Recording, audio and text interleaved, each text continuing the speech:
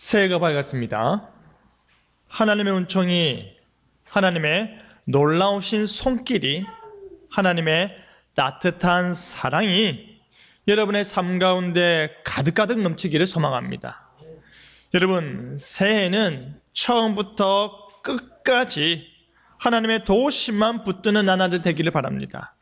그 어떠한 상황 속에서도 하나님을 먼저 찾고, 그 어떠한 어려움 속에서도 하나님께 가장 많이 의지하고 하나님께로 나아가는 여러분의 삶이 되기를 바랍니다.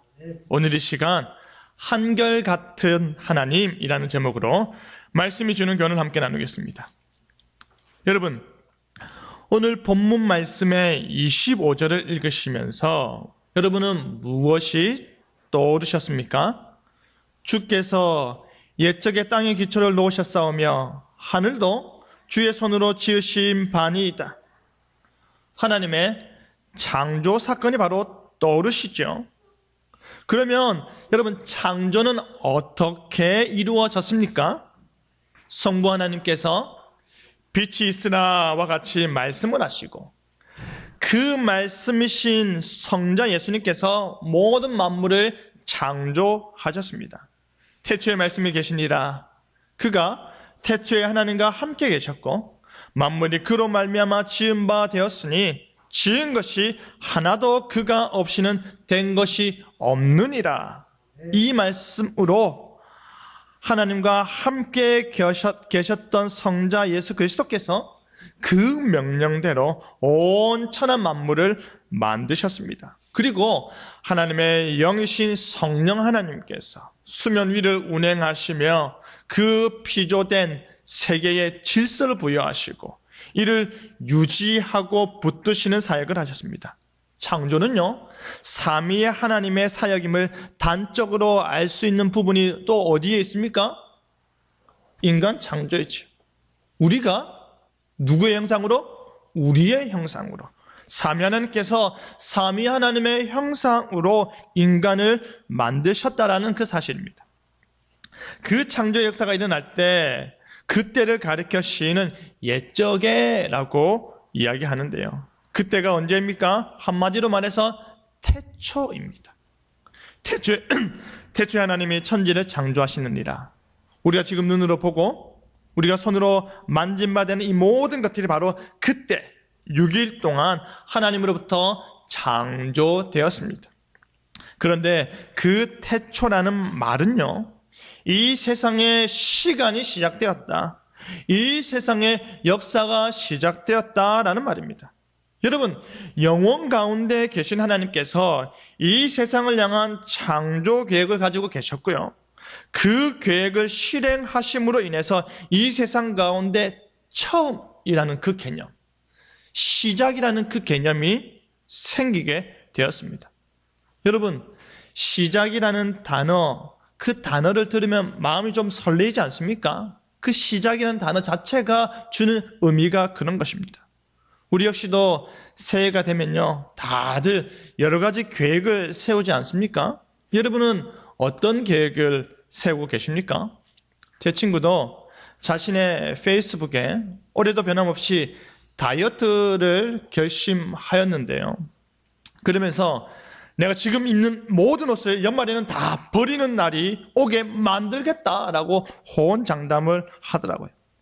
그러니까 다른 친구가 댓글을 달았는데요. 뭐라는지 아십니까? 과연. 그러면서 그 바로 밑에 그 친구가 했던 작년 다이어트 계획을 캡처해서 올려놨습니다. 작년에도 그 말 했는데 지금도 그거 그대로 입고 있다라는 말이죠. 그러니까 다이어트를 결심한 친구가 거기에 뭐라고 댓글을 단지 아십니까?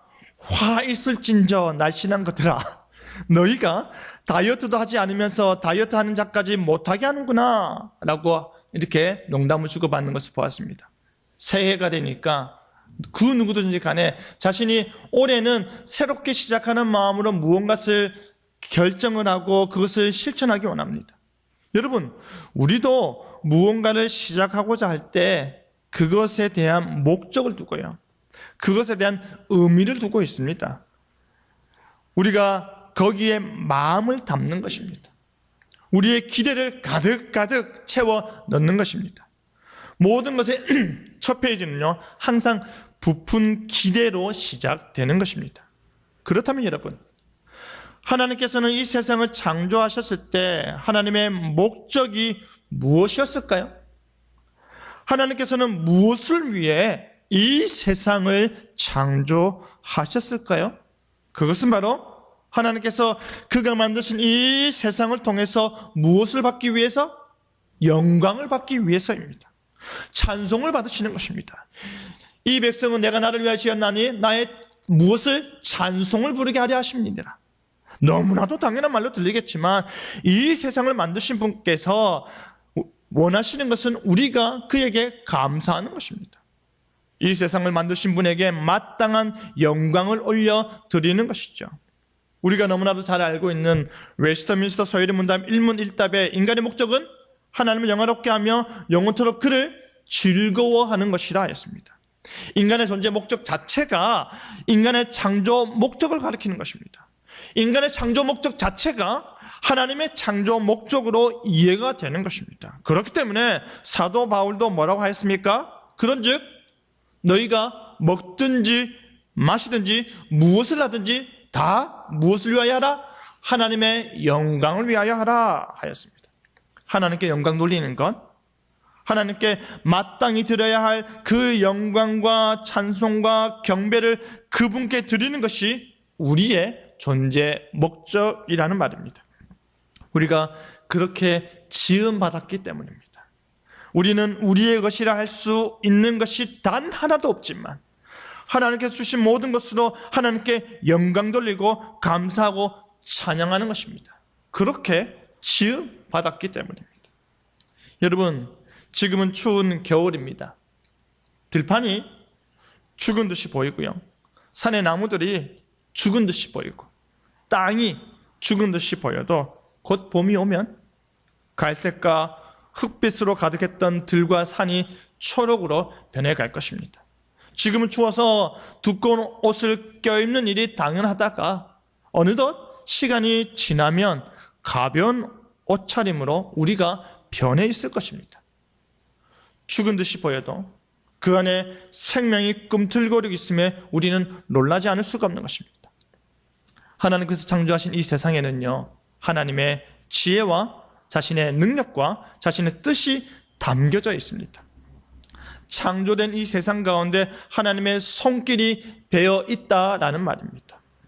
우리가 보는 하늘과 우리가 걷는 땅과 우리가 함께하는 모든 동식물들을 볼 때에 하나님의 작품임을 거부할 수가 없습니다. 그렇기 때문에 우리는 이 세상을 바라보면서 하나님을 아는 것입니다. 여러분 한번 생각해 보십시오. 우리는 우리 자신이 만든 아주 작은 작품을 보고도 만족하며 기뻐합니다. 그리고 특별히 자신의 형상으로, 자신의 모양으로 태어나는 자녀를 보고서는 말할 나위 없이 기뻐합니다. 이 부분이 나를 닮았네, 저 부분이 나랑 비슷하네. 자신이 이전까지 만들었던 그 어떠한 것보다도 자신의 형상으로 자신과 관계하며 자신과 소통하며 자신의 일을 맡길 수 있는 자녀가 태어난다는 것은요, 그 어떠한 것과 비교할 수 없는 기쁨입니다. 하나님께서 자신의 형상인 인간을 바라보시며 그렇게 기뻐하셨습니다. 그런데 지금 시편 기자는요, 이 창조를 이야기하면서 모든 세상의 시작인 그 창조를 이야기하면서 우리의 머리로는, 우리의 이성으로는 도저히 다 품을 수도 이해할 수도 없는 이 세상의 신비조차도 무엇과는 비교할 수 없다? 영존하신 하나님과는 비교할 때 어떠하다는 것입니까? 아무것도 아니다는 것입니다. 온 우주 만물을 셀 수도 없이 가져온다 하더라도 우리가 알지 못하는 그 우주 만물들이 셀 수 없이 우리에게 가져준다 하더라도 영존하신 창조자 하나님과는 비교할 수도 없다는 말입니다. 그 말이 바로 26절에 말하고 있는 바입니다. 천지는 없어지려니와 주는 영존하겠다. 천지는 다 옷같이 낡아진다. 의복같이 바꾸어질 수 있다. 그 낡아짐은 동일하게 일어난다. 하지만 하나님은 영원토록 존재하시고 변함없으시다라는 말입니다. 여러분, 마치 영원할 것 같은 이 하늘과 땅조차도요, 영원하지 않는다라는 말입니다. 하늘도 색이 변하고요, 공기도 달라지고요, 강산도 이전과 많이 다릅니다. 우리가 보기에는, 우리 눈에는 그 어떤 변화도 없이 있어야 할 그곳에 그대로 있는 듯이 보이지만 수많은 변화가 그 속에서 일어나고 있는 것입니다. 우리에게 영원할 것 같은 이 천지는 없어진다 하더라도 우리 주님은 영존하시다라는 것입니다. 우리 주님은 변함없으시다. 우리 주님은 영원하시다. 우리 주님은 영원전부터 존재하고 계시다라는 것입니다. 한마디로 말해서 우리 주님은 한결같으시다라는 말입니다. 그분은 여전히 그분이십니다. 그분은 한결같이 그곳에 계시고 그곳에서 변함없는 모습으로 계시고 한결같이 변함없이 영원전부터 지금에 이르기까지 우리를 향해 그의 시선을 떼지 않고 계십니다. 우리도 생각으로는 우리 자신이, 우리의 삶이 영원할 거라 생각하지 않습니까? 영원할 거라 생각합니다. 어르신들과 이야기를 하다 보면 가장 슬퍼할 때가 언제냐면 어머니가 돌아가셨을 때입니다. 영원할 것 같던 내 어머니가 돌아가셨을 때 그때 극심한 슬픔을 맞이하는 것을 보았습니다. 우리는 우리의 삶이 영원할 거라 생각하며 삽니다. 여러분, 친구들끼리 오랜만에 만나면요, 야, 어찌 그리 하나도 안 늙었노? 라고 서로 이야기하지 않습니까? 그죠? 여러분도 그런 말 많이 들으셨고 많이 하셨죠? 스스로는 자신이 얼마나 늙었는지, 주름이 지금 몇 개인지, 흰머리는 언제부터 나기 시작했는지, 노안이 와가지고 폰을 이렇게 봐야 되는지 아는지 다들 그렇게 있지만 허리 인치가 얼마나 늘었는지 스스로는 너무나도 잘 압니다.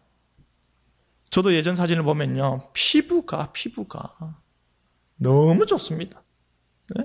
옛날 사진을 보면 와, 이렇게 어렸었구나 하는 생각이 들지요. 그런데 왜 우리는 친구들이나 사람들에게 하나도 안 늙었네 라는 말을 합니까? 인사치레로 하기도 하지만 정말로 우리 눈에는 그대로인 것처럼 보입니다. 왜 그럴까요? 우리의 눈도 세월을 따라 같이 늙었기 때문입니다. 우리의 눈이 세월을 담았기 때문입니다. 여러분, 천지가 변하듯이 우리도 변합니다. 그래서 인간은 영생을 소유하고자 하고요, 영생을 추구하는 삶을 살고자 하는 것이죠. 하나님이 세상을 이처럼 사랑하사 독생자를 주셨으니 이는 그를 믿는 자마다 멸망하지 않고 영생을 얻게 하려 하십니다. 그 죽음이라는 공포를 벗어나고 그 슬픔이라는 아픔을 벗어나고 그 감당할 수 없는 저주를 벗어나고자 영생을 소망하는 것입니다. 그것이 우리에게 복음이고요, 그것이 우리가 전하는 복음입니다. 진정으로 영생을 추구한다면 진정으로 복음을 추구하는 삶을 우리가 살아야 하는 것입니다. 65세에 은퇴한 목사님과 식사를 하는데요, 갑자기 나는 오래 안 살고 싶어 이 말씀을 하시더라고요.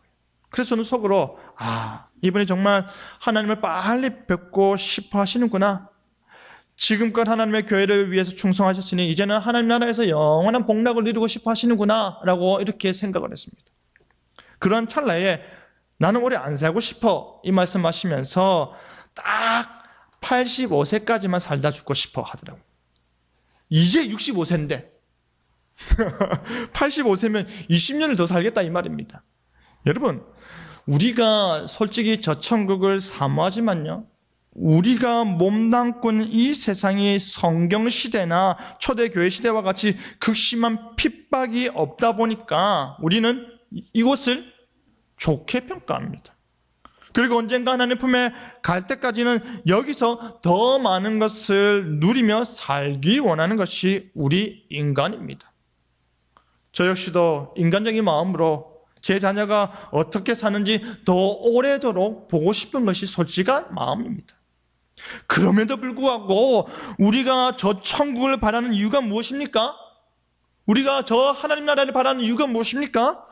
영원한 하나님께서 그곳에 영원토록 계시기 때문입니다. 모든 시간의 제한을 초월하여 계시는 하나님께서 그 모든 시간의 흐름과 세월의 변화 속에서도 불변하시는 하나님께서 스스로 그곳에 존재하고 계시기 때문입니다. 이 세상과 비교할 수 없는 영원한 복락, 우리가 상상하는 것보다 더 위대하고 우리가 꿈꿀 수 있는 것보다 더 좋은 영원한 복락이, 영원한 은총이, 영원한 사랑이 바로 저 천국에 있기 때문입니다. 그리고 그 모든 것들이 좋을 수밖에 없는 이유는 무엇입니까? 그 천국에 있는 모든 것들이, 하나부터 열까지 모든 것들이 좋을 수밖에 없는 이유가 무엇입니까? 영존하시는 하나님께서 바로 그 중앙 보좌에 앉아서 그 중앙 보좌에서 은혜의 강물을 우리에게 흘러내 보내시기 때문입니다. 전혀 변하지 않을 것 같은 온 세상도 마치 의복이 시간이 지나면 헤어져 상하듯이, 의복이 찢어지듯이 없어져도 하나님은 불변하시는 것입니다. 아시다시피 하나님은 자신의 존재에 있어서 언제나 그 어떤 시간의 제한도 받지 않으십니다. 태초에 하나님께서 천지를 창조하실 때 비로소 시간이 시작되었듯이 그 시간의 절대적인 원인이 바로 누구입니까? 하나님이십니다. 하나님은 그 어떤 공간에서도 어떤 제한도 받지 아니하십니다. 시간의 변화에 따라 특정 공간 속에서 상태의 변화를 겪는 일이 일반적이지 않습니까? 하지만 하나님께서는 영원한 현재의 존재로 항상 계시다라는 것입니다. 그런 의미에서 베드로가 말하는 하루가 천년 같고 천년이 하루 같다라는 말의 의미는요, 우리가 우리의 오감을 통해서 바라보는 그 사건들은 시간의 흐름 속에서 본다면 하나님께서는 그 모든 것들을 항상 현재로 보신다라는 말입니다. 우리에게는 과거가 있고 우리에게는 미래가 있지만 하나님께서는 모든 것들이 하나님의 시간대에서, 영혼의 개념에서 현재다라는 말입니다. 하나님께서는 그 시간의 흐름 속에서 거룩한 목적을 이루시기 위해서 시간을 초월하시지만 동시에 내재하셔서 모든 것들을 주권적으로 섭리하고 계시다라는 말입니다. 여러분, 우리는 변합니다. 세상은 변합니다. 모든 것이 변합니다. 하지만 그 모든 것 가운데 유일하게 변하지 않는 분이 계십니다. 유일하게 변질되지 않는 분이 계십니다. 유일하게 지금도 동일하셔서 어제나 오늘이나 내일의 그 어떠한 차이를 발견할 수 없으신 완벽한 분이 계십니다. 그의 말씀을 단 하나도 놓치지 아니하고 단 하나도 하나님께서 그 앞에서 신실하지 않은 적이 없으신 그분이 계십니다. 그가 바로 우리 하나님이십니다. 그것이 바로 27절에 주는 한결같으시고입니다. 여러분, 우리는 어제 다르고 오늘 다릅니다. 우리는 늘 부족하고 늘 변덕스러운 모습으로 인해서 스스로 쇠퇴해지는 삶을 살아도 영원부터 존재하신 하나님께서는 항상 완전한 존재로 변하지 않으십니다. 우리 하나님께서는 세상이 다 변해도 그의 본성은 변함없이 완전하십니다. 물론 성경을 보면요, 하나님께서 우리 인간과 같이 한탄하시기도 하시고 후회하시기도 하시지만 그의 목적들에 있어서는 결코 불변하시는 것입니다. 하나님께서는 자신이 창조 사역 전에 세우신 그의 목적과 계획을 수행하는 데 있어서 변경하시거나 실패하지 않으십니다. 그렇기 때문에 그가 인간과 세운 언약에 있어서도 결코 그 어떠한 변화된 모습도 보이지 않으시는 것입니다. 우리가 약속을 어기고 우리가 약속을 파기하고 우리가 약속을 버려버리면 버렸지, 하나님께서는 그 모든 약속을 굳게 세우시고 취소하지 않으십니다. 하나님께서는 그의 창조, 구속, 그리고 성취의 모든 과정 가운데서 그의 존재에서 불변하시기에 변함없이 약속대로 우리에게 응답하시는 것입니다. 여러분, 왜인 줄 아십니까? 왜 하나님께서 변함없이 약속대로 우리에게 응답하시는지 아십니까? 하나님께서 우리를 향한 마음이 한결같으시기 때문입니다. 하나님께서 우리를 향한 그의 사랑이 한결같으시기 때문입니다. 하나님께서 우리를 향한 계획에는 변함이 없으십니다. 하나님께서 우리를 향한 그의 구원하심에는 변함이 없으십니다. 그가 구원받은 우리에게 베풀고 있는 그 놀라운 구원의 은덕들과 구원의 유익들은 지금도 변함없이 우리에게 흘러내리고 있습니다. 여러분, 우리가 입을 크게 열든, 우리가 우리의 잔을 높이 들지 못하든, 우리가 그 어떠한 상태이든지 간에 하나님은 한결같으셔서 그 한결같은 하나님으로부터 우리는 말로 다할 수 없는 복을 지금 받아 누리고 있는 것입니다. 그 한결같은 하나님께서 저의 하나님이십니다. 그 한결같은 하나님께서 여러분의 하나님이십니다. 그 한결같은 하나님께서 우리 교회의 주 되시는 것입니다. 이제 28절에 그 한결같은 하나님의 종들은 이스라엘 백성들의 실제적인 삶에 대해서 보다 구체적으로 말하고 있음을 우리는 보게 되는데요. 천지는 없어져도 우리 주님은 영원히 존재하시는데 그의 날은, 그의 연수는 얼마라고 말할 수 없을 만큼 영원할 것입니다. 바로 그 영존하시는 하나님 앞에 선 하나님의 종들은 어떠할까요? 그 종들은 항상 안전하게 거하고 그의 후손들도 주 앞에서 굳게 서리라라고 말씀하고 있습니다. 은혜이지요. 하나님의 자녀들이 하나님의 약속대로 영원하신 하나님 앞에서, 하나님 나라에서, 하나님의 약속의 땅에서 영원히 거하는 것입니다. 그들이 지금 고난 받더라도, 그들이 지금은 미약하더라도, 그들이 지금은 아무런 소망이 없는 것처럼 보인다 하더라도, 그들이 세상 속에서 너무나도 연약한 존재라 할지라도 그들은 영원히 하나님의 약속의 땅에 거하게 되는 것입니다. 그 복이 한결같이 하나님으로부터 흘러나오기 때문에, 그 약속이 한결같이 하나님으로부터 지켜지기 때문에 그의 백성들도 한결같이 주 앞에 설 수 있는 것입니다. 여러분, 시편 당시로 이야기하면요, 그들은 하나님의 도성 예루살렘에서 영원히 안전하게 거하기를 소망하는 것입니다.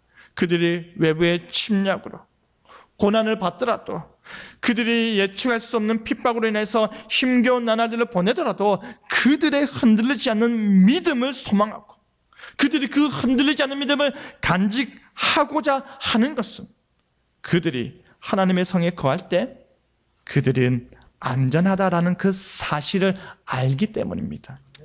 그들이 하나님 앞에 있을 때에 최고의 장수요, 최고의 왕이신 하나님으로 말미암아 그 어떤 두려움과 공포도 없이 평안을 누릴 수 있는 것입니다. 하나님께서 방패가 되어주시고, 하나님께서 검이 되어주시고, 하나님께서 든든한 무너지지 않는 성이 되어주시니 그들은 그 안에서 참된 샬롬을 누릴 수 있는 것입니다.